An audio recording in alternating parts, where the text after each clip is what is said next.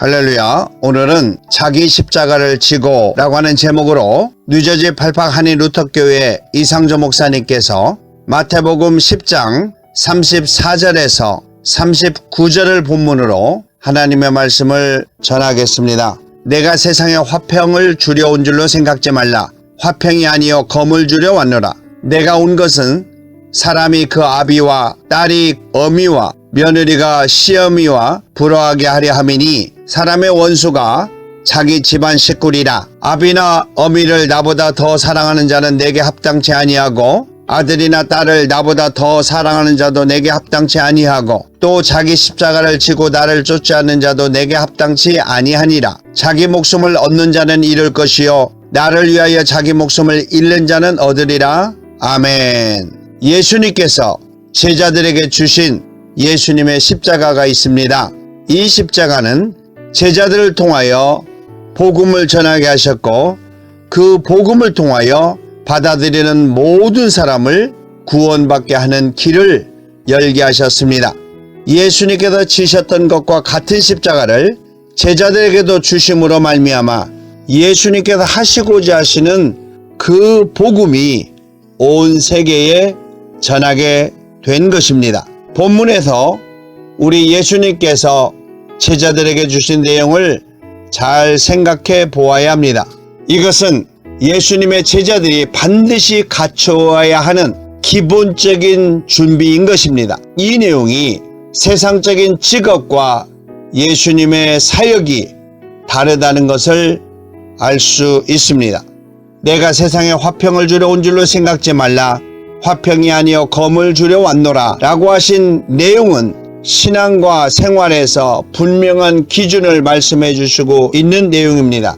고린도전서 14장 33절처럼 하나님은 어지러움의 하나님이 아니요 오직 화평의 하나님이시니라 라고 하신 내용으로 예수님께서 이 세상에 화평을 주려 오셨지만 이 단계를 넘지 못하면 그 화평을 이해하지도 받아들일 수도 없기 때문인 것입니다. 예수님은 당시의 종교적인 지도자들, 즉 대제사장들과 서기관들이 장로들과 함께 가까이 와서 예수님께 말하되 당신이 무슨 권세로 이런 일을 하느냐? 이 권세를 주니가 누군지 우리에게 말하라 라고 말할 때에 예수님께서 대답하여 가라사대 나도 한 말을 너희에게 물으느니 내게 대답해라. 요한의 세례가 하늘로부터 왔느냐 사람에게로부터 났느냐?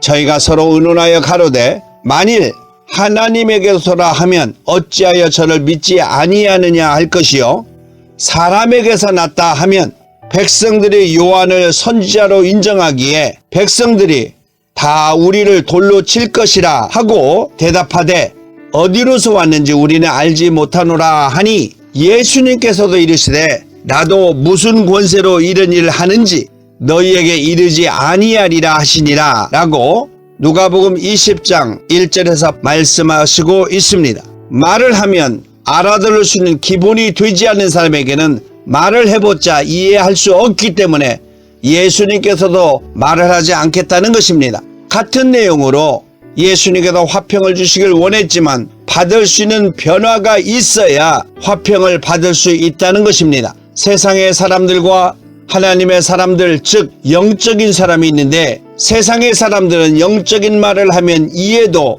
또는 알아듣지도 모르기 때문에 영적인 상태, 즉 하나님의 사람으로 변화가 있어야 예수님의 화평을 이해할 수도 있고 그 화평을 받을 수도 있다는 것입니다. 그러므로 본문의 내용 중에서 내가 세상에 화평을 주러 온 줄로 생각지 말라 라고 하는 그 의미는 철저한 자기 개혁 또는 세상적인 관점에서 영적인 관점으로 전환되는 관계를 말하는 것입니다. 그러므로 세상적인 관점에서 영적인 관점으로 전환되는데 가장 걸림돌이 되는 것은 32절에 말하고 있는 자기 가족이라는 것입니다. 내가 온 것은 사람이 그 아비와 딸이 어미와 며느리가 시어머니와 부러하게 하려 함이니 사람의 원수가 자기 집안 식구리라 라고 하신 그 말씀인 것입니다.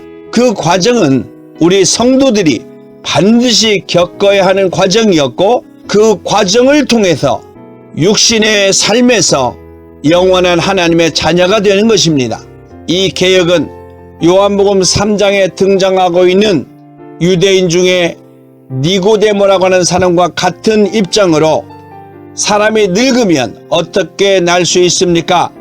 두 번째 모태에 들어갔다가 날 수 있습니까? 라는 내용과 같은 내용입니다. 그는 육체의 한계를 넘어 영적인 상태를 모르기 때문에 거듭남에 대하여 이해를 하지 못했습니다. 본문의 내용에서도 예수님께서는 화평을 주시지만 먼저 세상적인 이치에서 영적인 이치로 전환되는 그 단계가 있어야 한다는 것입니다. 예수님의 복음은 이 세상에서 잘 먹고 잘 사는 것이 아니라 영원한 세상에서 영원히 잘 사는 것을 말씀하고 있습니다. 그러므로 영적인 관계를 알고 깨닫기 위해서는 세상적인 한계를 넘어 영적인 세계로 변화되어야 한다는 것입니다. 그것이 사랑의 가치입니다. 지금까지 사랑의 가치는 가장 가까운 가족이었습니다. 그러나 그 사랑의 가치가 예수님을 만나면서부터 영원한 세계, 즉 아버지 하나님에게로 전환되어야 한다는 것입니다.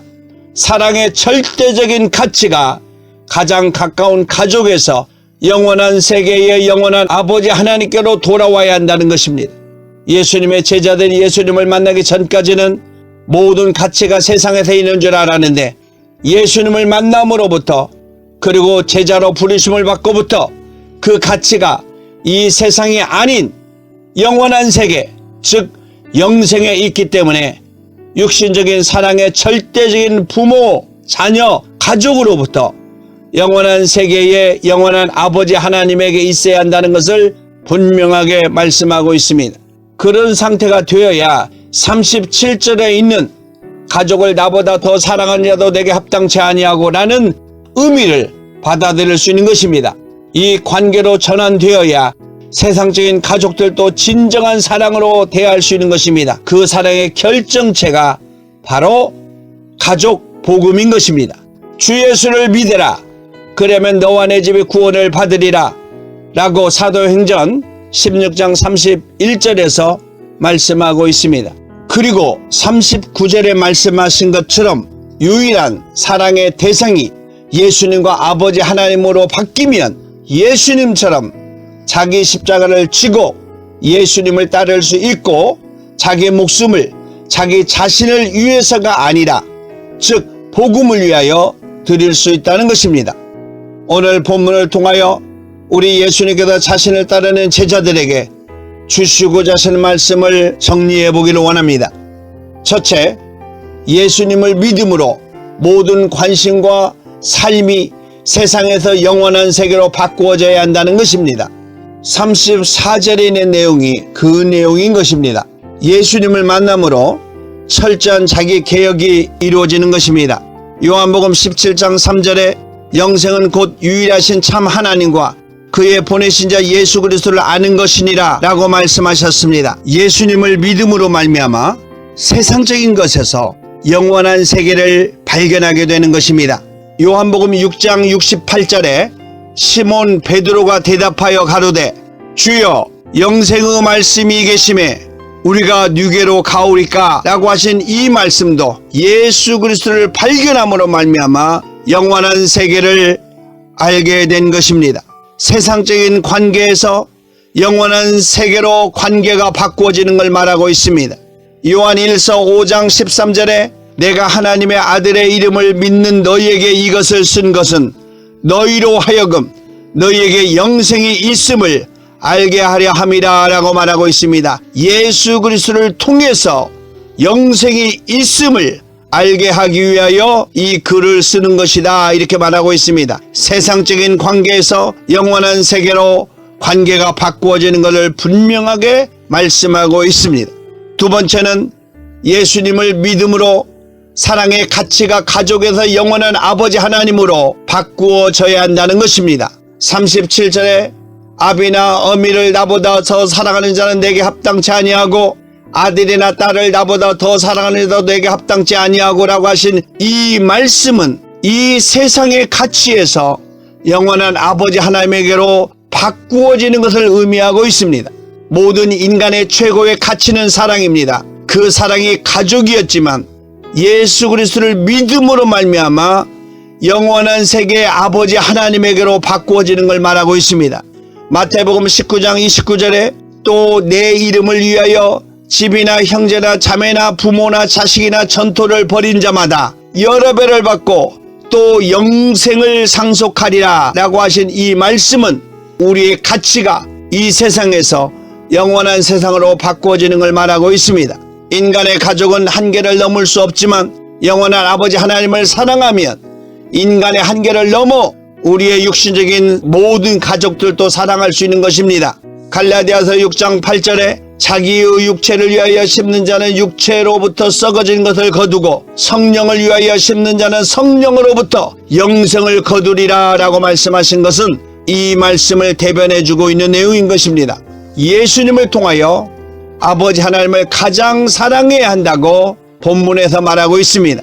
요한 1서 4장 7절에서 8절에 보면 사랑하는 자들아 우리가 서로 사랑하자. 사랑은 하나님께 속한 것이니 사랑하는 자마다 하나님께로 나서 하나님을 알고 사랑하지 아니하는 자는 하나님을 알지 못하나니 이는 하나님은 사랑이심이니라 라고 말씀하신 것입니다.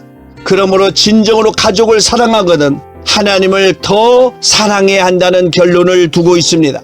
마지막으로 예수님을 믿음으로 죽음을 의미하는 자기 십자가를 지고 예수님을 쫓아야 한다는 것입니다. 예수님을 믿는 자는 곧 복음으로 죽는 것이요 복음으로 죽는 자는 영생으로 살아나는 것을 의미하고 있는 것입니다. 십자가는 죽음을 의미합니다. 요한복음 12장 25절에 자기 생명을 사랑하는 자는 잃어버릴 것이요 이 세상에서 자기 생명을 미워하는 자는 영생토록 보존하리라 라고 말씀하고 있습니다. 이것은 자기 십자가를 의미하고 있습니다. 예수님의 십자가는 하나님의 모든 사람을 구원하였습니다. 고린도전서 1장 18절에 십자가의 도가 멸망하는 자들에게는 미련한 것이요 구원을 얻는 우리에게는 하나님의 능력이니라 라고 말씀하셨습니다. 뿐만이 아니라 제자들의 십자가로 복음이 온 세상에 전파되게 하셨다는 것입니다. 갈라디아서 5장 24절에 그리스도 예수의 사람들은 육체와 함께 그 정과 욕심을 십자가에 못 박았느니 라고 말씀하고 있습니다. 고린도전서 1장 23절에서 24절에 보면 우리는 십자가에 못 박힌 그리스도를 전하니 유대인들에게는 거리키는 것이요 이방인들에게는 미련한 것이로되 오직 부르심을 입은 자들에게는 유대인이나 헬라이나 그리스도는 하나님의 능력이요 하나님의 지혜니라 라고 말씀하셨습니다. 제자들의 십자가의 복음을 통하여 구원이 전 세계에 퍼져나가는 것을 알 수가 있습니다. 사랑하는 믿음의 성도 여러분, 여러분의 삶 속에서 예수 그리스도를 믿는 그 믿음을 통하여 여러분에게 각자 주어진 십자가가 있습니다. 그 십자가는 육신의 삶에서 영원한 세계를 발견하는 것이며 예수 그리스도를 믿음으로 말미암아 그 십자가의 복음으로 전 세계에 복음을 전하는 것이다 라고 말씀하셨습니다. 여러분의 생활과 삶 속에서 예수 그리스도의 복음을 증거하고 전하고 살아가는 능력 있는 성도의 삶이 되기를 예수님의 이름으로 축원합니다. 아멘.